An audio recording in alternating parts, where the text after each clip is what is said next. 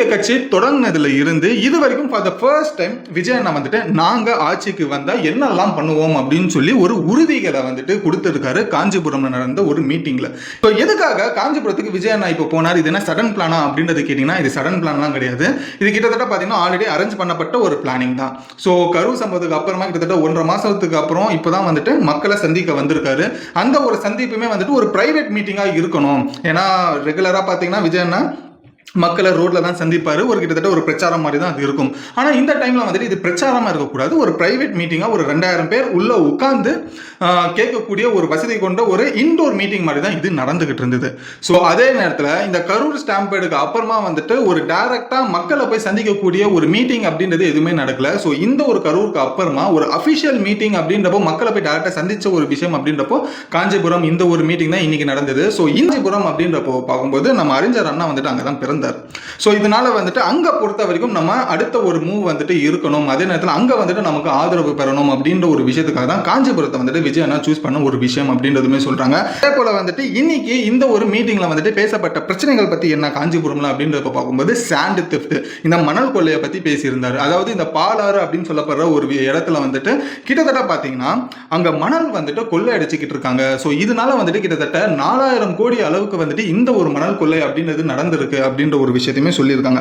அதுக்கப்புறமா நெசவாளர்கள் பத்தியுமே அங்க இருக்கிற பிரச்சனையை பத்தி பேசுறாங்க. ஏன்னா காஞ்சிபுரம் அப்படின்றப்ப பார்க்கும்போது இந்த காஞ்சி பட்டு நெசவு தொழில் இதை ரிலேட்டடா இருக்கிற மக்கள் அங்க அதிகம். அங்கதான் அந்த ஒரு காஞ்சிபுரத்துல வந்துட்டு நெசவாளர்கள் தான் அதிகமா இருப்பாங்க. ஸோ இவங்களுக்கு பாத்தீங்கன்னா ஒரு நாள் கூலி 500 ரூபாய். ஸோ இவங்க இந்த நெசவாளர்கள் வந்துட்டு அவங்களோட அந்த சங்கத்து மூலியமா வந்துட்டு எங்களுக்கு கூலி ஏத்தி கொடுங்க அப்படின்றது ரொம்ப வருஷமா கேட்டுட்டு இருக்காங்க. பட் அதுக்கான ஒரு அவங்களுக்கு ஒரு விடியல் அப்படின்றதே கிடைக்காம இருக்கு. ஸோ ஒரு நாளைக்கு 500 ரூபாய் அப்படின்ற ஒரு விஷயம் பத்தாம இந்த நெசவாளர்கள் வந்துட்டு கந்து வெட்டிக்குள்ள போயிட்டு மாட்டி இருக்காங்க. ஸோ இதனால வந்துட்டு அவங்களோட தொழிலுமே இழந்து அவங்களோட நிம்மதியுமே இழந்து இருக்காங்க. ஸோ இன்னைக்கு நெசவாளர்களுமே காஞ்சிபுரத்தில் மிக பெருசா வந்துட்டு பாதிக்கப்பட்டவங்களா இருக்காங்க அப்படின்ற ஒரு விஷயம் சொல்றாங்க.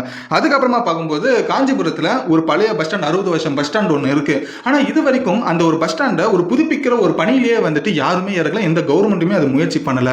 இந்த 60 வருஷத்துல எவ்வளோ கவர்மெண்ட் மாறிச்சு, பட் இருந்தாலும் அதுல வந்துட்டு யாருமே வந்துட்டு இந்த ஒரு பஸ் ஸ்டாண்டை மாற்றணும், வேற ஒரு இடத்துல வைக்கணும், இல்லைன்னா இருக்கிற இடத்துலயே வந்துட்டு ஒரு புதுப்பிக்கணும் அப்படின்றது எந்த முயற்சியுமே எடுக்கல. அப்படி என்ன காரணம் அப்படின்றது கேட்டோம்னா இந்த இடம் வந்துட்டு கேஸ்ல போயிட்டு இருக்கு, அதனால வந்துட்டு கை வைக்காம இருக்காங்க அப்படின்ற ஒரு விஷயம் சொல்றாங்க. கவர்மெண்ட் நினைச்சா வேற ஒரு இடத்துல இந்த பஸ் ஸ்டாண்டை வந்துட்டு மாத்தி ஒரு பெருசா கட்ட முடியும், பொதுமக்களுக்கு தேவைப்படுற விதமா கட்ட முடியும். பட் அது ஏன் வந்துட்டு எந்த கவர்மெண்ட்டும் இது கடந்த 60 வருஷமா வந்துட்டு இது பண்ணல. இது அண்ணா காலத்துல கட்டின அந்த ஒரு பஸ் ஸ்டாண்ட் இன்ன வரைக்கும் அப்படியே தான் இருக்கு. ஸோ இது எல்லாமே வந்துட்டு காஞ்சிபுரத்தில் வந்துட்டு நாங்க வந்து அடுத்தடுத்து இதுக்கான ஒரு அப்டேட்ஸை நாங்க பண்ணுவோம் அப்படின்றதுமே சொல்லியிருக்காரு. அதுக்கப்புறமா பாத்தீங்கன்னா பரந்தூர் ஏர்போர்ட். ஸோ காஞ்சிபுரத்தில் நேரத்துல பரந்தூர் ஏர்போர்ட்டும் வருது. இந்த ஒரு ஏர்போர்ட் ஏற்கனவே நாங்க இதை பத்தி அகைன்ஸ்டா வந்துட்டு கவர்மெண்ட்டுக்கு இருந்திருக்கும். பட் இந்த நிலைமையிலுமே சரி நாங்க வந்துட்டு மக்கள் கூட தான் நிற்போம். பரந்தூர் ஏர்போர்ட் அப்படின்றது வேற எங்கேயாவது வைங்க, இங்க வேணாம் அப்படின்றது மக்கள் பக்கத்துல தான் நாங்க நிற்போம் அப்படின்ற ஒரு விஷயத்தையுமே காஞ்சிபுரத்தோட மொத்த பிரச்சனையை பத்தியுமே பேசியிருந்தார். இது பேசி முடிச்சதுக்கு அப்புறமா அடுத்தது அவர் பேசின விஷயம் என்னன்னா வந்துட்டு இந்த டிவிக்கு சார்ந்து இருக்கிற தொண்டர்களா இருக்கட்டும், அந்த ஒரு சப்போர்ட்டர்ஸா இருக்கட்டும், இதுல வந்துட்டு பொதுவா வந்துட்டு மற்ற கட்சிக்காரர்கள் வந்துட்டு தற்கொலை அப்படின்ற ஒரு விஷயம் வந்துட்டு சொல்லிக்கிட்டு இருக்காங்க. ஸோ அவங்க வந்துட்டு தற்கொலை அப்படின்றது கிடையாது, நாளைக்கு அவங்க இந்த தமிழ்நாடையே வந்துட்டு மாற்றி எழுத வைக்கிற ஒரு ஆச்சரியக்குறியா வந்துட்டு மாறுவாங்க.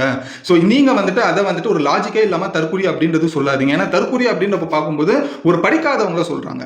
ஸோ அப்படி பார்க்கும்போது சொல்றவங்க வந்துட்டு தான் நாட்டு மக்களையே வந்துட்டு படிக்காதவங்க அவங்களே சொல்றாங்களா அப்படின்னு சொல்லி இன்டைரக்டா வந்துட்டு இந்த ஒரு விஷயத்தை சைலண்டா தாக்கி இருக்காரு விஜய் அண்ணா. அதுக்கப்புறமா வந்துட்டு முதல் முறையா நாங்க ஆட்சிக்கு வந்தா என்னென்னலாம் பண்ணுவோம்னு சொல்லி தேர்தல் உறுதியை வந்துட்டு சீக்கிரத்தில் நாங்க சொல்லுவோம், ஆனா அதுக்கு முன்னாடி சில விஷயங்களை வந்துட்டு நான் இந்த ஒரு மேடையில சொல்ல ஆரம்பிக்கிறேன் அப்படின்ற ஒரு விஷயத்தை ஆரம்பிச்சார். ஸோ இங்க தான் வந்துட்டு ஏகப்பட்ட ஒரு விஷயங்களை அவர் ரிவீல் பண்ண ஆரம்பிச்சார். அவர் ஆட்சிக்கு வந்தா என்னென்னலாம் பண்ணுவார் அப்படின்றப்ப பார்க்கும்போது முதல் விஷயம் பர்மனண்டா வந்துட்டு ஹவுஸ் எல்லாருக்குமே வந்துட்டு வீடு அப்படின்றது இருக்கணும். இங்க எனக்கு ஒரு டவுட், பர்மனன்ட் வீடு அப்படின்றப்ப பார்க்கும்போது எல்லாருக்குமே சொந்த வீடு இருக்கணும் அப்படின்ற பட்சத்தில் இது எந்த அளவுக்கு பாசிபிளா இருக்கும் அப்படின்றதுல யோசிச்சு பாருங்க. தமிழ்நாட்டில் இருக்கவங்க எல்லாருமே சொந்த வீடு பர்மனன்ட் ஹவுஸ் அப்படின்றது ஒன்று இருக்கணும்னா இவர் சொந்த வீடு எல்லாருக்குமே இருக்கணும் அப்படின்றது நினைக்கிறாரா, இல்ல அப்படி நினைச்சாருன்னா இது எப்படி வந்துட்டு இம்ப்ளிமெண்ட் பண்ணுவாரு அப்படின்றது ஒரு மிகப்பெரிய ஒரு கேள்விக்குறி தான். ஸோ அது ஒரு விஷயம் சொன்னார். அது கூடவே எல்லா வீட்லயுமே கண்டிப்பா ஒரு 2 வீலராவது இருக்கணும்.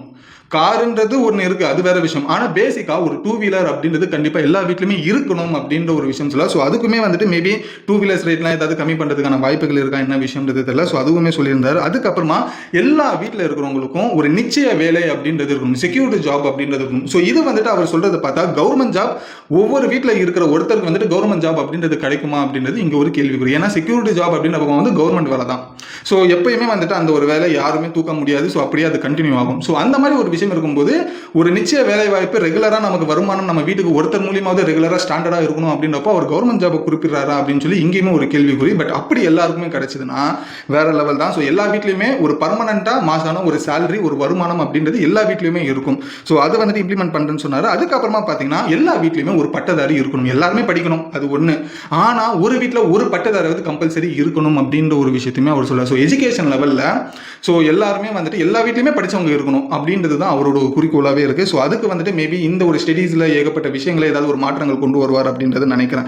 ஸோ அது அடுத்தது வந்துட்டு நாங்கள் ஆட்சிக்கு வந்தால் இந்த பொருளாதாரம் அப்படின்ற ஒரு விஷயம் வந்துட்டு கண்டிப்பாக அடுத்த ஒரு கட்டத்துக்கு கொண்டு போகணும், அதுக்கான ஒரு வேலைகளை பண்ணுவோம் அப்படின்றது சொல்கிறாரு. ஸோ அதுக்கப்புறமா வந்துட்டு ஒரு நல்ல விஷயம் எனக்கு தெரிஞ்சு பொதுமக்களுக்கு பொறுத்த வரைக்கும் கவர்மெண்ட் ஹாஸ்பிட்டலில் பார்த்தா ஒரு டவுட்டும் ஒரு வகையான பயமும் இருக்குது.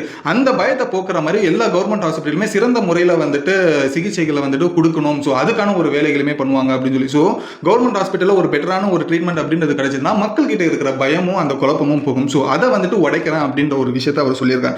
அதுக்கப்புறமா இந்த அக்ரிகல்ச்சர் லெவலில் அதுக்கப்புறமா இண்டஸ்ட்ரியல் டெவலப்மெண்ட் இது எல்லாத்தையுமே வந்துட்டு இன்க்ரீஸ் பண்ணோம் அப்படின்ற பட்சத்தில் எல்லாருக்குமே வேலை வாய்ப்புகள் அப்படின்றது கிடைக்க ஆரம்பிக்கும். ஸோ எல்லாருக்குமே ஒரு நல்ல சேலரி அப்படின்ற ஒரு விஷயம் கிடைக்கும். ஸோ இதனால இண்டஸ்ட்ரியல் லெவலில் வந்துட்டு இந்த ஒரு டெவலப்மெண்ட் தமிழ்நாட்டில் பெருசாக கொண்டு வரணும் அப்படின்ற ஒரு விஷயமும் சொல்கிறார். அதுக்கப்புறமா லா அண்ட் ஆர்டர், ஸோ சட்டம் அப்படின்ற ஒரு விஷயம் ரொம்ப வந்துட்டு ஷார்ப்பாக இருக்கணும், சரியாக இருக்கணும் அப்படின்ற ஒரு விஷயம் சொல்கிறாரு. உமன்ஸ்க்கு பொறுத்த வரைக்கும் பெண்களுக்கு பொறுத்த வரைக்கும் ரொம்ப ஒரு பாதுகாப்பான ஒரு விஷயமா தமிழ்நாட்டில் இருக்கணும். ஸோ யாருமே எந்த பொண்ணுமே தனியாக போகணும் அப்படின்ற ஒரு விஷயத்தில் பயமே இல்லாமல் போயிட்டு வரணும். ஸோ அந்த அளவுக்கு சட்டம் ஒழுங்கு அப்படின்றது சரியாக வந்துட்டு நடத்தணும். ஸோ இது வந்துட்டு நான் ஆட்சிக்கு வந்தால் இது எல்லாத்தையுமே நான் வந்துட்டு சரி பண்ணுவேன் அப்படின்ற ஒரு விஷயத்தையுமே சொல்லுவார். ஸோ இது எல்லாமே வந்துட்டு ரிவீல் பண்ணது கட்சி தொடங்கி இது வரைக்கும் எப்பயுமே அவர் எங்கேயுமே சொன்னதே கிடையாது. இங்கே மட்டும்தான் இந்த 2000 பேருக்கு முன்னாடி மட்டும்தான் முதல் முறையாக வந்துட்டு இது ரிவீலே பண்ணியிருக்காரு. ஸோ இது வந்து ஜஸ்ட் ஒரு 6 பாயிண்ட் மட்டும்தான். இதை தாண்டி இன்னும் தேர்தல் உறுதிகள் அதிகமாக இருக்கு. ஸோ அந்த ஒரு லிஸ்ட் இதுக்கு அப்புறமா நமக்கு வந்துட்டு தெரிய வரும் அப்படின்ற ஒரு விஷயம் சொல்லப்படுது. ஸோ இப்போதைக்கு இந்த ஒரு 4-5 பாயிண்ட் அவர் சொன்னதே கிட்டத்தட்ட ஒரு இது இம்ப்ளிமெண்ட் பண்ணாலே